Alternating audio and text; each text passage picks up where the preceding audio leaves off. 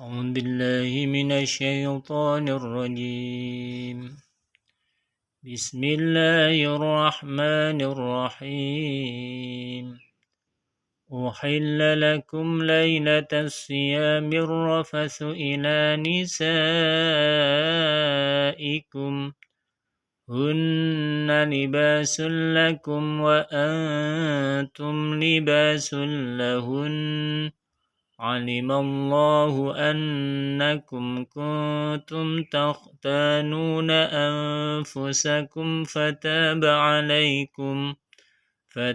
عليكم وعفى عنكم فالآن باشروهن وابتغوا ما كتب الله لكم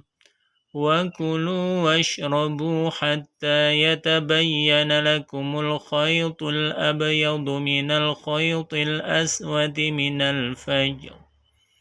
ثم أتموا الصيام إلى الليل ولا تباشروهن وأنتم عاكفون في المساجد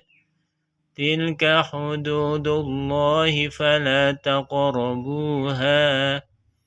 كذلك يبين الله آياته للناس لعلهم يتقون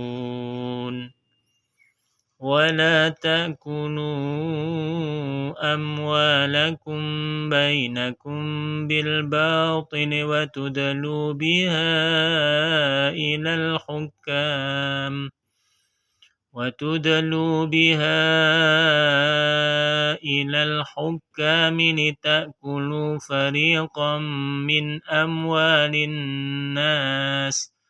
لتأكلوا فريقا